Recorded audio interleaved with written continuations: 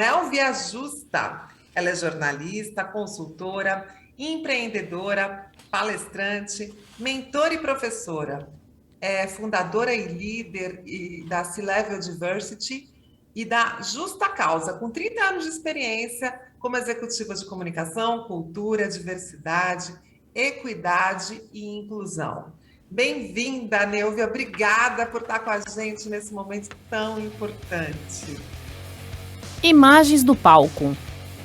Nélvia entra no palco. Boa tarde. É um prazer estar aqui com vocês hoje. Boa tarde. Boa tarde. Vamos receber também Roberta de Lima e Silva, advogada criminalista em São Paulo, sócia da de Lima e Silva Advocacia, pós-graduada em Direito Penal Econômico pela FGV de São Paulo, em Direito Penal e Processual Penal pela ABD Consult. Imagens do palco. Do Várias luzes iluminam o palco com cores diferentes. Probatório da Universidade de Salamanca.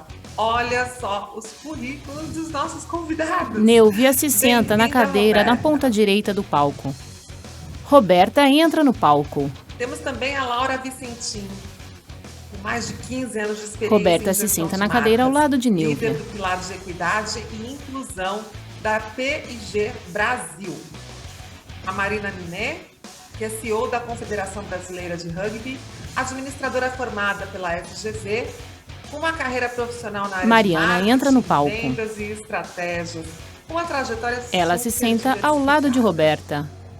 Temos também Sheila Takeda, apaixonada pelo autoconhecimento, por pessoas, histórias, conexões, Sheila entra no pela palco cura e se senta na quântica primeira e cadeira pelo à esquerda. simples da vida. CEO da Makeda Cosméticos e palestrante, influencer do LinkedIn e líder líder de impulsionamento do Impulsione do Facebook. Bem-vindas! Muito bom estar com vocês nessa tarde, onde a nossa pauta, o nosso tema é diversidade, é inclusão e é a busca por caminhos para um mundo melhor para todo mundo. E as mulheres não podem faltar nesse jogo. Agora a bola está com vocês. Bom painel! Muito obrigada. Bom, gente, antes de começar a nossa conversa aqui no painel, me foi pedido que eu fizesse uma breve palestra sobre o tema. Esse é um tema que eu venho me Nélvia aprofundando Justa nele usa um vestido rosa com desde detalhes branco e preto. 2015. Ela tem os cabelos quando eu curtos descobri que meu e propósito usa era grandes trabalhar para colares. transformar o mundo Nélvia num está lugar com um melhor, microfone mais de justo lapela. e inclusivo para a geração das minhas filhas. São 2 meninas, uma de 18 agora e uma que vai fazer 16 em breve. Então, eu vou falar um pouquinho sobre a inclusão da mulher ou a necessidade de inclusão da mulher, onde estamos, de onde viemos, e aí depois a gente abre para o painel. Combinado? Então, vamos lá. Nélvia se levanta. Acho que a gente tem que entrar com o PowerPoint, certo? Isso. Ela está em pé no canto direito da Então, tela. nós somos um país, Brasil, mais miscigenado do mundo.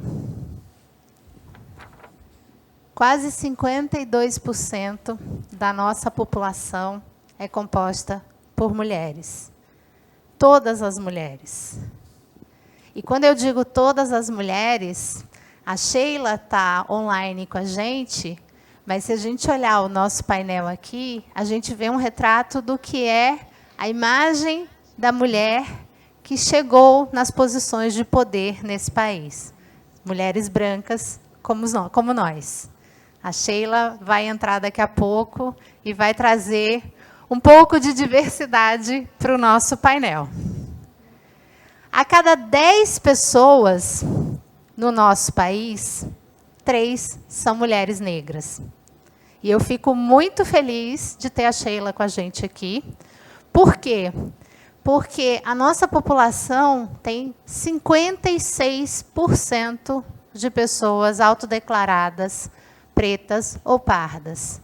Mas nós não vemos essa representatividade em nenhuma esfera da nossa sociedade, em nenhuma das diversidades que a gente vai ver aqui ao longo dos Sheila 2 aparece dias, no hoje painel e amanhã. e em nenhum fórum que a gente possa procurar por aí. Para cada 100 mulheres com deficiência, existem, segundo o IBGE, da último censo de 2010, 76,7 homens. Ou seja, existem mais mulheres com deficiência nesse país do que homens. Um dos motivos justificados é que as mulheres vivem mais que os homens. Esse é uma das hipóteses. Mas, se a gente pensar do ponto de vista de inclusão e representatividade, nós também sabemos que apenas 1% das pessoas com deficiência, aliás, apenas 1% das pessoas com deficiência nesse país estão empregadas. É exatamente esse o dado. Apesar da lei de cotas que a gente tem no país. Então, vamos ver essa jornada das mulheres. 60% da população brasileira e 62,6% das mulheres estão acima do peso. Uma em cada 4 pessoas no Brasil já está obesa. E, no caso das mulheres, 30% das mulheres estão obesas. E por que eu trago esse dado que pouca gente fala dele? Porque nós não pensamos nas pessoas gordas e obesas quando a gente fala de inclusão e diversidade. Nós não temos ambientes preparados, escritórios preparados, mesas, cadeiras que comportem essas pessoas. E se nós temos um país que está se tornando um país acima do peso e um país obeso, a gente, quando fala de inclusão, a gente tem que pensar nisso também. E quando fala de inclusão das mulheres, nós temos quase 1/3 da população de mulheres brasileiras já obesas. Onde estão essas mulheres? Quando a gente pensa nas mulheres lésbicas e transgênero, que são parte da população LGBTQIA+, no Brasil, essa população LGBTQIA+, ela é estimada em 20 milhões de pessoas. E nós também sabemos que essa população é subestimada, porque ela necessita de autodeclaração e as pessoas não se autodeclaram por um ambiente hostil. Porque elas temem ser retaliadas, elas temem serem demitidas, elas temem ser hostilizadas no ambiente de trabalho e na sociedade como um todo. Nós sabemos que o Brasil é o país que mais mata pessoas transgênero e transexuais no mundo. E a gente teve um painel mais cedo sobre isso, um pouquinho antes do almoço. Então, vocês devem estar com os dados bem fresquinhos. Se a gente olhar para a alta liderança das empresas, para as posições de poder nos nossos governos, a gente consegue lembrar de alguma mulher trans, de alguma mulher lésbica?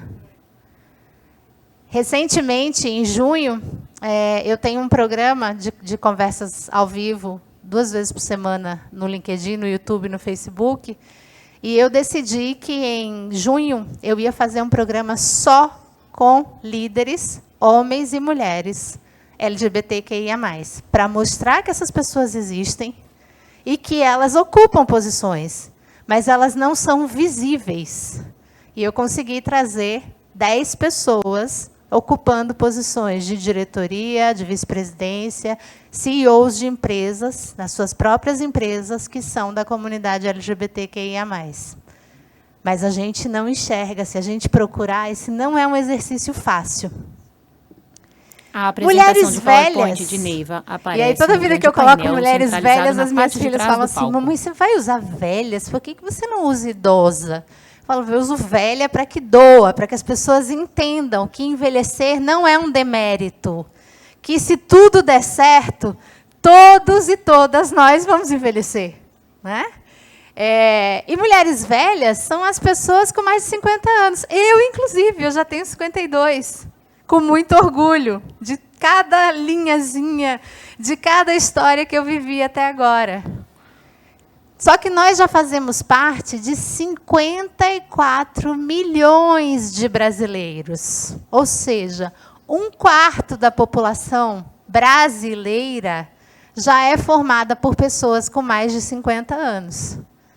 Até 2045, será quase metade da população brasileira, segundo os dados. Serão 93 milhões de pessoas com mais de 50 anos.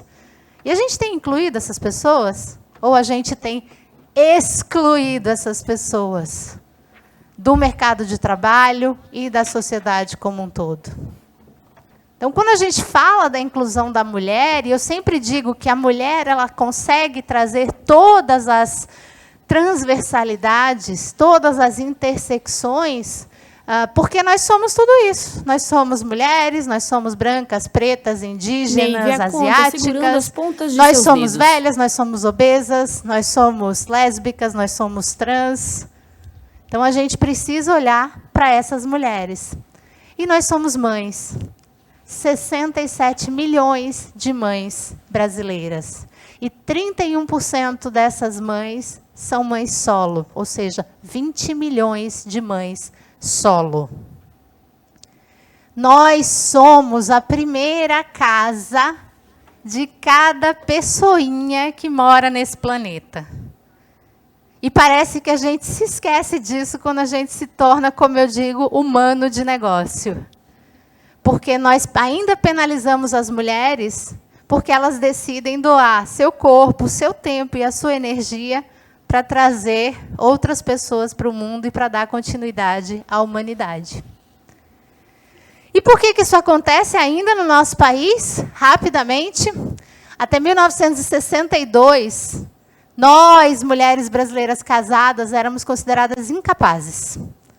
A gente precisava de autorização do nosso marido para trabalhar, para viajar, para ter conta em banco, entre outras coisas. Ou seja, nós éramos posse do nosso marido.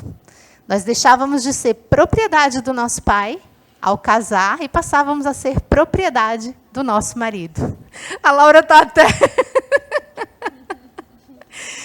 Em 1970, nós representávamos apenas 18% das mulheres brasileiras que trabalhavam. Em 2021, nós éramos 40%, esse ano nós somos 45,8%. Nós éramos, até o ano passado, antes da pandemia, 50%. Então, vejam o impacto da pandemia na nossa vida e na nossa carreira. Por que a gente parece invisível? Apenas 13% das empresas brasileiras são lideradas por uma mulher. Mulheres representam apenas 11,5% das posições em conselhos no Brasil. E 6 em cada 10 empresas com ações negociadas na Bolsa de Valores não tem nenhuma mulher no conselho de administração. E aí eu deixo a pergunta que a gente vai já responder no nosso painel. Onde estão as mulheres negras, as mulheres indígenas, as mulheres lésbicas, as mulheres trans, as mulheres com deficiência, gordas, velhas, do nosso mercado de trabalho e da nossa sociedade? Por que eu faço essa pergunta? Porque a inclusão não pode ser somente branca, privilegiada, heterossexual, cisgênera, sem deficiência, magra, jovem, que é o que a gente ainda vê, infelizmente. Essa é uma foto que circulou muito recentemente, mas é só uma das fotos do movimento que eu criei, Onde Estão as Mulheres, que eu faço há 5 anos. Se a gente olhar, esse é um retrato fiel das nossas empresas, do nosso mercado de trabalho, do que a gente valoriza. Homens brancos, jovens, heterossexuais, privilegiados, de foto, colete, algumas de pessoas sapatênis, estão reunidas. Nesse caso. Liderança não tem gênero, gente. E a gente precisa lembrar disso. Então, com isso, eu termino essa breve palestra e abro para o nosso painel aqui. Muito obrigada. As outras palestrantes estão aplaudindo. Oi, Sheila. Seja bem-vinda, Sheila aparece querida. no painel. Ela está através de uma transmissão remota. Estou muito feliz de estar aqui. Que dados, né? Importantíssimo, Neívia. Muito obrigada aí por trazer para a gente E obrigada, meninas, também, por esse painel. Vai ser bem divertido. Então, vamos lá. Vamos já começar, porque a gente tem muito assunto aqui. E eu quero começar fazendo uma pergunta. Ah, Sheila, eu combinei que a gente vai seguir as respostas por ordem alfabética, para a gente ser bem democrática.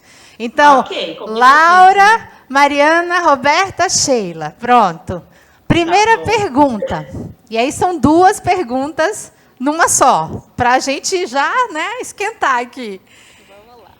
Neiva, o que motivou a escolha de carreira de olhando vocês? Para as palestrantes. E quando vocês fizeram essa escolha de carreira, vocês tinham consciência dos desafios que iriam enfrentar por serem mulheres? Bom, obrigada primeiro por essa palestra. Não sei se ficar feliz, revoltada, mas é muito importante. Muito obrigada por dividir com nós. Acho que pelo meu sotaque já perceberam que eu não sou brasileira. Sou brasileira de coração, mas sou venezuelana.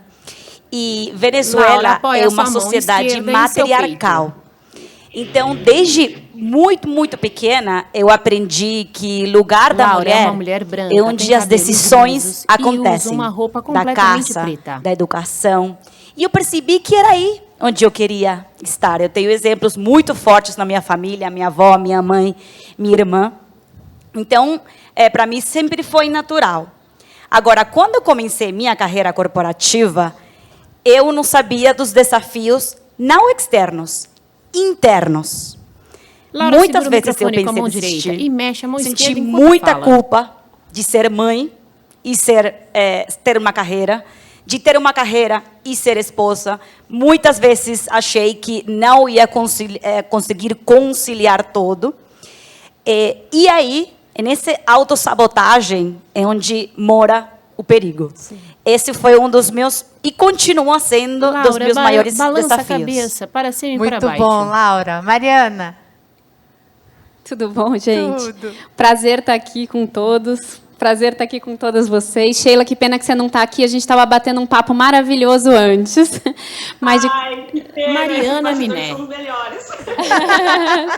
São. Mas aí, respondendo sua pergunta, Neivia, o momento que eu comecei a pensar sobre carreira na minha vida, né, e que eu comecei a me imaginar fazendo, eu pensei muito nas brincadeiras que eu fazia quando eu era criança, né? Eu era uma criança super tímida, engraçado que eu fui mudando ao longo da vida, da adolescência e tal, e comecei a virar mais atrevida, mais metida, né? Eu era uma criança muito tímida, imaginativa, que ficava sonhando em construir, em fazer, tal. E quando chegou na fase de profissão, eu entendi que eu deveria, sim, ser administradora, porque o que eu queria era construir, transformar sonhos em realidade, né? Transformar projetos em realidade. E a minha carreira sempre foi uma carreira muito dinâmica, né? Eu trabalhei em muitas coisas, trabalhei em vendas e marketing, em empresas de bens de consumo, depois fui para startup, depois fui empreender. E foi um processo muito de escolha de carreira, foi um processo muito bonito. A segunda pergunta era qual mesmo? Era sobre... Se você tinha consciência. Se eu tinha consciência, verdade. Não tinha. Não tinha consciência, mas também nunca pensei muito sobre isso. Mariana, o que me aguarda? Como é que vai ser? Será que vai ser? Não ficava problematizando as coisas. E o fato é que, sim, a gente, ao longo da carreira, enfrenta uma série de vezes...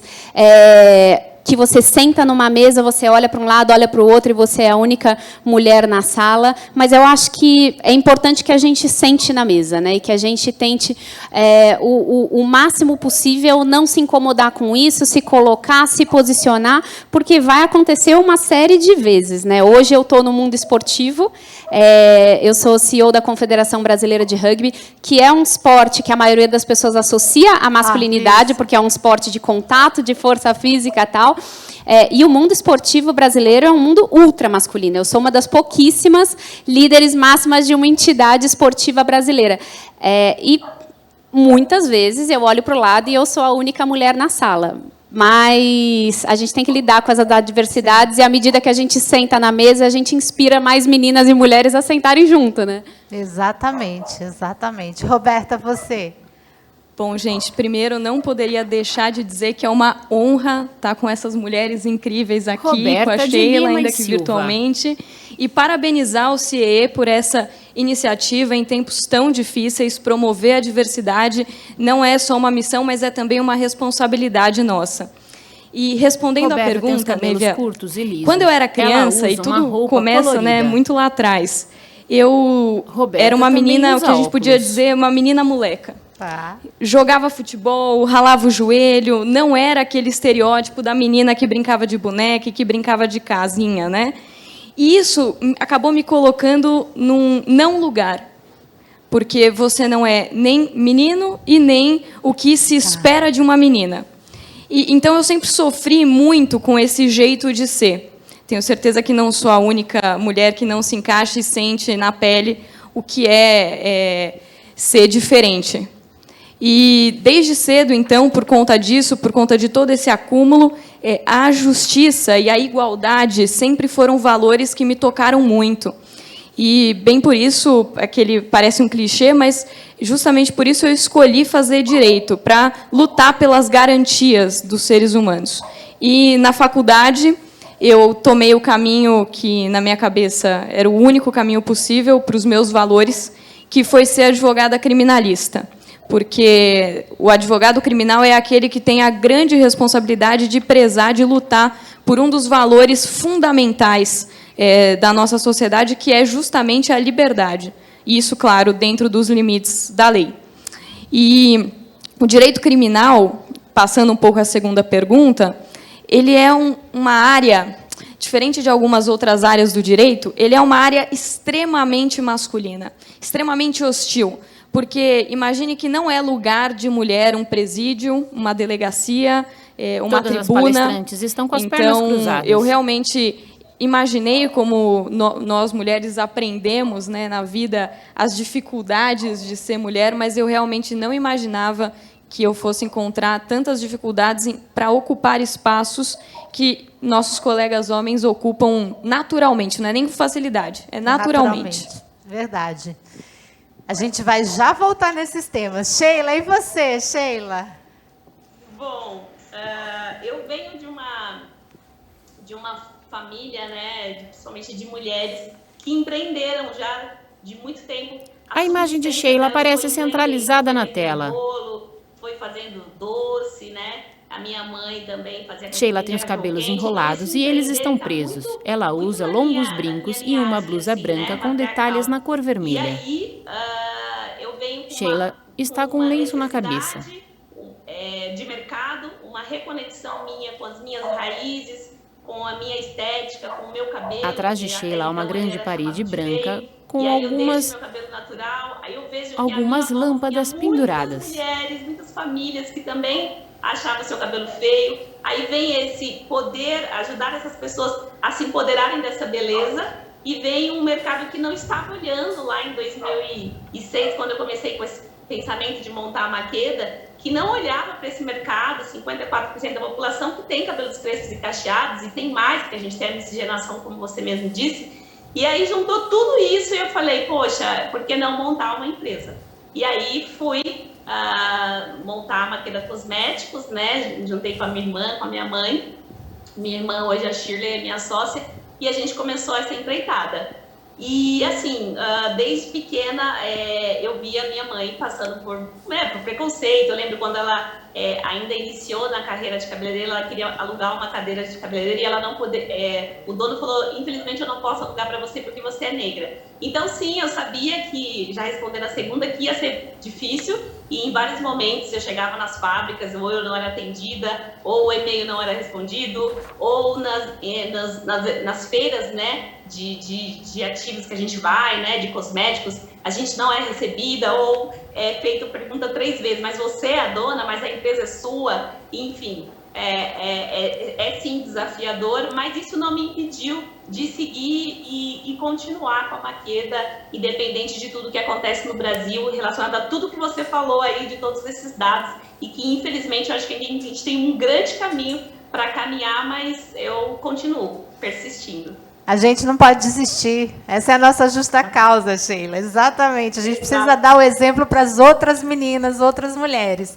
Muito bom. Vamos fazer uma pergunta bem específica para cada uma de vocês, começando com a Laura. Laura, como é que você tem usado o seu lugar de poder, né, de executiva, na alta liderança de uma empresa global, para incluir e assegurar que todas as mulheres, essas todas que a gente está falando aqui, tenham as mesmas oportunidades que os homens têm no mundo corporativo, só porque eles são homens?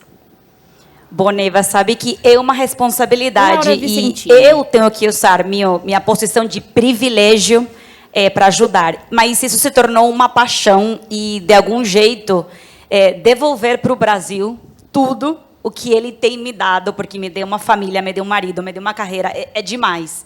Então, eu me tornei líder do pilar de diversidade e inclusão para a P&G. E dentro desse pilar, nós temos 4 grupos de afinidades.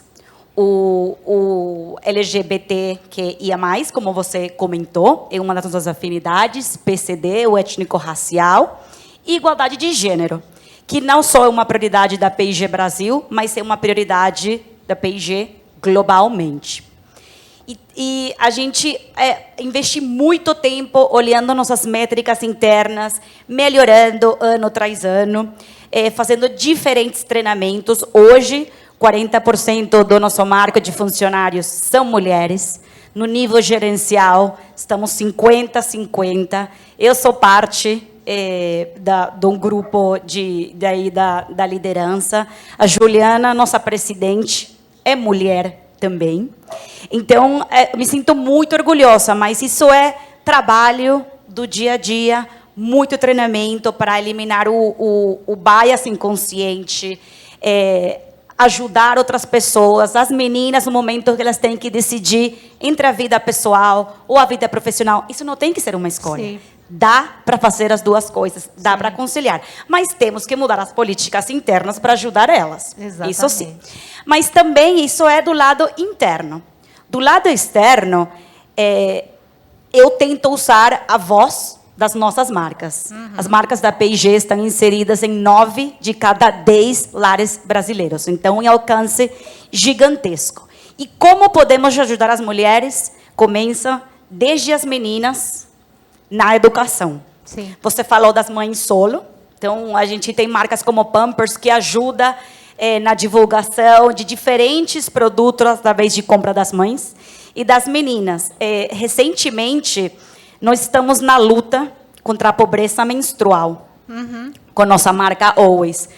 Não sei se vocês sabem, mas 1 a cada 10 meninas faltam às aulas quando elas estão menstruadas. Sim. Esses são dados da ONU. No Brasil, é 1 de cada 4 meninas. 25% das meninas, quando estão menstruadas, faltam às aulas. Ela não escolheu estar menstruada, isso não é uma escolha. Sim. Mas ela falta à aula. E o que acontece quando ela falta à aula? Ela perde muito mais do que a matéria, ela perde o trabalho, ela perde a amizade, ela perde a experiência. E aí é onde começa a desigualdade de gênero. Sim. Então, nós estamos nessa luta contra a pobreza menstrual e é minha responsabilidade usar a voz, a influência e o poder das nossas marcas para combater desde a educação. Laura, mexe a cabeça e a mão enquanto fala. E sou uma aliada do combate à pobreza menstrual, até porque também sou embaixadora da Plan International e essa é uma causa da Plan. Mariana, pela sua experiência super diversificada, né? Você contou que você foi executiva, foi para startup, depois foi empreendedora, agora é CEO de um esporte que a gente precisa mexe ainda a mão enquanto se ambientar com ele, se educar em relação a ele. Ela também segura celular. Quais desses ambientes, ou qual desses ambientes é o mais favorável para a inclusão das mulheres, na tua opinião? Neivia está usando o microfone. Essa é uma pergunta muito importante, né? Eu acho que nos dois mundos, no mundo corporativo e no mundo do empreendedorismo, você tem ambientes mais abertos e ambientes menos abertos à inclusão, à diversidade como um todo e à diversidade de gênero também, né? Mas, pessoalmente, eu acredito que o mundo corporativo esteja um pouco mais evoluído do que o mundo do empreendedorismo, né? Principalmente o mundo das startups, né? Eu trabalhei numa startup que era investida de grandes venture capitals antes de eu empreender, de eu ter meu próprio empreendimento. E, apesar da gente ter hoje algumas venture capitals, alguns fundos focados em empreendimentos de mulheres, founders, tal, ainda é muito incipiente, né? Quando você senta quando você vê o ambiente de unicórnios no Brasil, quando você senta numa mesa com empreendedores, com VC, com private equity, basicamente a gente está falando de homens aí, né? Sim. E no mundo corporativo, a sensação que eu tenho é que, enfim, seja por qual motivo for, o fato é que a sociedade cobra das grandes corporações que elas sejam mais inclusivas, né? Então, elas estão começando um movimento muito grande, as grandes corporações estão começando um movimento muito grande, seja por pressão da sociedade ou por propósito, para resolver, ou pelo menos amenizar, todo esse problema de diversidade que a gente tem, né? E eu enxergo isso com muita força em empresas que eu já trabalhei na Ambev, já trabalhei na Unilever, vejo esse cunho lá. No café a gente estava conversando sobre a Johnson, que você trabalhou, vejo hoje nos meus patrocinadores. Então, hoje, por exemplo, a gente tem o time feminino de rugby brasileiro, que é até mais vencedor do que o time masculino. As Iaras têm uma expressão super forte internacionalmente e tal. O que as Iaras mais entregam como marca, como atributo para uma marca, é exatamente uma mensagem de que as mulheres podem ir além do estereótipo feminino. E eu, como CEO dessa entidade, uma pessoa que sai para captar, né, para a minha entidade, eu vejo o poder que tem quando eu falo das Iaras, quer dizer, o interesse que tem das marcas patrocinadoras em falar disso, né? Então, eu tenho, por exemplo, o Bradesco, que é meu patrocinador master, que tem uma série de ações voltadas a isso e está com a gente de mãos dadas, principalmente por causa disso, porque entende que as Iaras ajudam eles a construírem toda a parte do plano deles que eles têm com ações de aliados pelo respeito, tal. Oi? Não, acho que alguém fala. Não, pode continuar. Mas é isso. Eu acho que o ambiente corporativo, ele hoje está mais aberto e mais preparado do que o ambiente empreendedor. Muito bacana. Aliás, você trouxe uma informação. Eu quero compartilhar esse dado, porque ele também me choca muito. Quando você falou das startups, dos venture capitals. Ano passado, gente, só 0,4% de todos os milhões de reais que foram investidos nas startups brasileiras, 0,4% foi para startup fundada por mulheres. Olha só que absurdo, né? É um absurdo. Olha o quanto a gente precisa trabalhar ainda. Vamos lá. Mas acho que tem uma coisa também das mulheres irem mais para o ambiente empreendedor, né? Então, quando a gente olha casos como a Sheila, inspira muito, né? Da gente ver mulheres indo dar a cara a tapa no ambiente empreendedor, né? Eu tive um negócio também, eu sei o quanto é difícil. A Sheila vai já contar os desafios dela. Roberta, que habilidades você precisou desenvolver para construir a sua autoridade e ser respeitada como uma mulher empreendedora e líder no mundo jurídico criminal? Bom, antes de responder essa pergunta, Neve, eu queria contar como começou a ideia de abrir o escritório, porque tem um ponto muito importante. Eu trabalhava num escritório liderado por mulheres, 2 mulheres jovens, e decidi dar o meu próprio passo. E compartilhei a notícia da minha saída que estaria abrindo o meu próprio escritório. E, ainda assim, para a gente ver como os valores machistas estão estruturalmente um pouco a cadeira inseridos ainda com mulheres. Sim. Porque, né, nós, mulheres, também reproduzimos o machismo. Sim. E a primeira palavra que veio foi: você está fazendo uma escolha errada. Nossa. Então, isso me marcou muito, porque eu acho que a primeira habilidade que eu desenvolvi nesse processo foi a resiliência. E eu acho que essa é uma habilidade que todo empreendedor deve ter. A Sheila vai me complementar nesse tema. E por quê? Porque a vida vai nos dar tapa na cara. Os ambientes não serão receptivos. Fala olhando para a câmera. A gente vai acordar e vai dormir com a vontade de desistir. E é nesse momento que a resiliência encontra uma segunda habilidade. E esta habilidade é diariamente atacada pela sociedade, né, pela estrutura, que é a autoconfiança da mulher. Então, nós precisamos da autoconfiança para lidar com todos esses desafios. E mais, e para lidar com um possível fracasso. Porque o fracasso acaba com a nossa autoconfiança e ele é um risco inerente do negócio. Sim. Então, para lidar com o fracasso, a autoconfiança faz com que nós não cedamos, né, a alguma perda. E, com isso, nós podemos transformar os limões em limonada. Né? E falar um pouquinho do processo de construção de referência, de respeito numa determinada área. Tem uma frase, vou usar um pouquinho da música aqui, de uma banda que eu gosto muito, que é o Charlie Brown Jr., que diz: viver para ser melhor também é um jeito de levar a vida. Então, o respeito, ele não é só fruto de muito trabalho e estudo, isso também é fundamental. Mas ele é fruto, especialmente, na minha opinião, de como nós tratamos as pessoas ao nosso redor. Roberta, porque o líder consciente, ele é o líder que se desenvolve em comunhão com seus liderados. Ele é o líder que engaja, que inspira, não aquele que está na posição hierarquicamente superior no sentido impositivo. Então, e além disso, o líder consciente é aquele que entende as particularidades das pessoas que o cercam. E, com isso, ele consegue promover um ambiente em que todos ali se desenvolvem. E respeito, gentileza gera gentileza. Sim. Então, os vetores, na minha opinião, que me moveram foram seriedade, paixão, respeito e foco. Muito bom. Gente, vocês repararam que a gente tem um coadjuvante aqui, né? Um cachorro latindo com a gente. Tá ótimo, né? Tá doido para aparecer. Sheila, querida, vamos lá.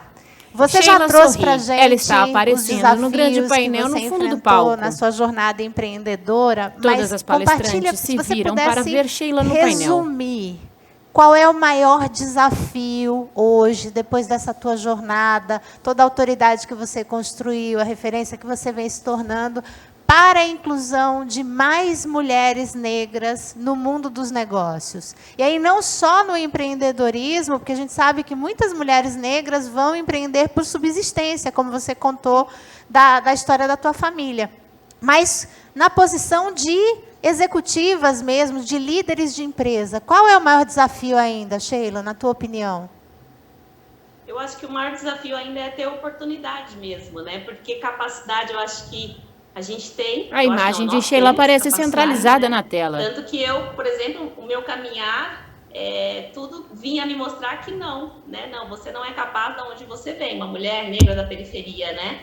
E como eu, tantas outras, a gente precisa somente de oportunidade, né? E aí eu digo oportunidade realmente, como você disse aí, né? São bolsas, são oportunidades, realmente pessoas que trabalham em empresas, né? Quantas CEOs negras a gente tem hoje de grandes empresas, quantas diretoria de empresas, eu mesmo que trabalho com cosméticos e vou em eventos de cosméticos, quantas pessoas que eu não vejo na diretoria de empresas de cosméticos, CEO de empresas grandes de cosméticos, né? Então, eu acho que falta oportunidade, né? Eu tive a oportunidade, tenho a oportunidade de ser uma voz, de poder falar, de poder, de alguma forma, estimular. Eu tenho recebido mensagens, tô querendo montar minha linha. Isso para mim é maravilhoso, né? Porque a gente parte ali de uma das pioneiras que inicia um projeto sem investimento e desafia toda a sociedade e vem mesmo, mesmo assim. Eu tive no meu caminhar oportunidades. As minhas oportunidades, elas me vieram através de pessoas que me abriram de alguma forma algumas portas e falaram assim: olha, eu vou te ajudar, eu sei o quanto é difícil. Então, às vezes a gente precisa de oportunidade. São esses homens não negros que estão, na maioria, né, que estão ali na ponta, que precisam ouvir a gente, que precisam entender a problemática, que a gente não parte do mesmo lugar, né? A gente parte de um lugar totalmente atrasado e a gente tem que buscar esse atraso e a gente tem que se esforçar realmente 3, 10 vezes mais. Eu tenho que mostrar que a minha empresa ela é uma empresa correta, organizada, com Anvisa, tudo, porque eu tenho que falar isso 3 vezes, sendo que uma pessoa branca chega ali no mesmo lugar que eu, na mesma reunião, uma mulher branca ou um homem branco, ele não precisa falar nada, porque ele já tem o passaporte aberto. Então, eu acho que a gente falta a oportunidade e a gente precisa abrir a mente, tirar esse racismo, esse preconceito contra nós, enfim, principalmente mulheres negras, né? E que a gente tem capacidade de tudo, a gente tem capacidade de tudo, de fazer tudo, né? Então eu acho que é isso, acho que falta oportunidade. Muito bom, querida. Aproveitando, a Sheila já deu a deixa aqui, a gente recebeu uma pergunta da plateia.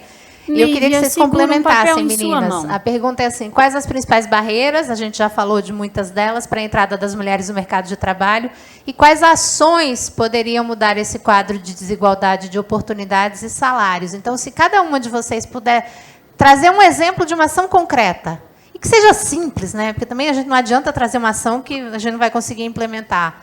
Que vier à mente de vocês para compartilhar com essa pessoa, que eu não sei, não está o nome dela aqui, que fez a pergunta. Eu acho que mais mulheres em conselhos de administração e órgãos colegiados, para mim, é crítico.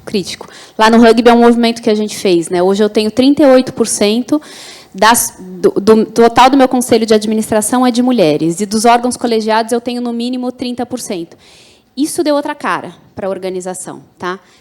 Para começar, veio a escolha de uma CEO mulher, e disso surgiram uma série de outros questionamentos que acontecem, que são naturais, a partir do momento que você tem pessoas que representam aquela minoria, no caso da mulher não é minoria, tá? Ou pessoas que representam aquele grupo, elas naturalmente trazem os questionamentos que são relevantes para mudar a administração de uma entidade, de uma bola companhia. De rugby. Perfeito. Os grupos minorizados. É isso que a gente é. Ótimo. Eu acho que no mundo corporativo, para te dar duas ações simples. Laura Vicentini. Na hora de fazer qualquer recrutamento, qualquer promoção, a gente tem que exigir, tem 2 candidatos, um homem, uma mulher. Eu quero ver o perfil, eu quero ver as competências. Sim. Você não vai escolher só porque é mulher, mas me traz 2 candidatos e eu quero ver e quero avaliar eles por igual. Eu acho que essa é uma. A segunda é, como te comentei, uma barreira para manter as mulheres na liderança. Esse é o momento quando elas têm que tomar a decisão entre o pessoal e o profissional. Coisas como licença de maternidade estendida ou licença de paternidade. São muito importantes. Ter seu companheiro, alguém em casa te ajudando nesse momento. Laura, balança a cabeça afirmativamente. Fundamental. Então, licença de maternidade, licença de paternidade. Perfeito. Roberta, vamos lá, que o tempo está acabando e eu ainda quero fazer uma pergunta. Vamos lá. Só para fechar aqui, Neiva, então, eu acho que, do ponto de vista do empreendedor, as meninas estão ali no mundo corporativo, não é a minha realidade, mas no empreendedorismo, certamente dialoga com o que a Sheila disse, é oportunidade. Tá. Nas contratações, oportunidade.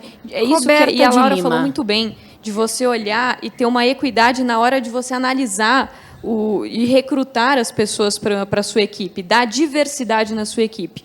E eu queria falar uma coisa a respeito das barreiras, que eu acho importantíssimo. E as empresas têm que desenvolver isso muito, os escritórios de advocacia também, que é a instalação de ouvidorias para verificar denúncias de assédio. Sim, então, sim. O assédio é uma questão muito séria. A pesquisa que o LinkedIn fez ano passado mostra que quase 50% das mulheres que trabalham já sofreram algum episódio de assédio sexual no ambiente de trabalho e apenas 5% denunciam. Então, isso é muito sério. Nosso tempo acaba assim, a gente nem consegue conversar direito, então eu queria que cada uma de vocês, aproveitando esses 5 minutinhos restantes que a gente tem, dissessem que conselhos vocês dariam para mãe e pai, professores e líderes para incluir mais mulheres. Conta com os dedos da mão. Nas escolas, no estímulo a carreiras de exatas, no estímulo a que elas possam ser quem elas quiserem, que elas saibam que lugar de mulher é onde ela quiser. Bom, eu adoro a frase que está por aí, que fala que a vida é plural. Então, essa pergunta Laura. é sobre isso, porque não é só... para a gente combater a igualdade de gênero, não é uma luta só das mulheres, é uma luta plural da sociedade. Então, o homem tem que ajudar, assim como o branco tem que ajudar no étnico-racial e o hétero nessa causa. Então, eu acredito que todos nós temos uma participação. Eu sempre falo, na hora de chegar a uma reunião, Você vê aquela menina que está sentada lá atrás, o que você falou, puxa ela para a mesa. Sim. Pergunta a opinião dela. Você é uma menina voltando de licença maternidade, chama ela para conversar e tomar um café. Ela tá muito abalada. Então, fica atente. Tenta andar sempre nos sapatos das outras pessoas. Se coloca nessa posição de vulnerabilidade para ajudar. Porque a gente tem que usar nossa posição de privilégio para isso. Muito bom, Laura. Mariana. A Laura falou muito bem, né? Eu concordo super que a gente tem que se colocar na posição e no sapato Mariana dos Miné. outros, né? E aí eu vou falar um pouco um aspecto como mãe também, né? Eu sou mãe de um menino de 4 anos e uma menina de 1 ano e meio. E é uma luta constante para a gente criar os filhos sem estereótipos, né? Isso é muito, muito urgente, né? E é muito difícil, né? Porque não é só a gente, mas são todas as pessoas que estão ao nosso entorno, né? Sim. Então, o que acontece que o meu filho ganha tanto carrinho e a minha filha ganha tanta boneca, né? E eu tentando incentivar meu filho a brincar Mariana, também com as abre o bonecas braço e minha enquanto filha a brincar fala. também com os carrinhos. Então, queria trazer essa visão agora de mãe do quanto é importante a gente tentar criar as crianças sem estereótipos para que elas formem um mundo melhor no futuro, né? Muito bom. Roberta?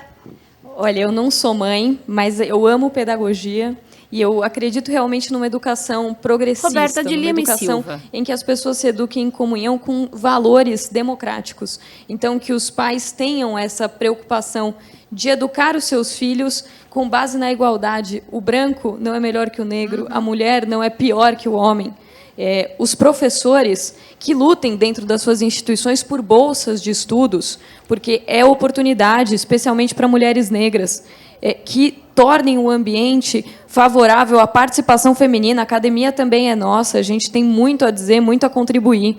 E, finalmente, para os líderes que promovam espaços para a participação feminina nas suas estruturas organizacionais, com a criação de ouvidorias, faço questão de reiterar, e também tendo ações afirmativas de contratação de mulheres. Basicamente, eu acho que é isso, Nívia. Muito bom. Sheila, querida, e você? Eu acho que é tudo que elas falaram, complementando, eu acho que é a gente... A imagem de dar esse Sheila lugar, aparece né, centralizada na da tela. humanização Ela está em mesmo, uma transmissão e a gente remota. pensar que todos esses problemas que a gente está falando, eles não são...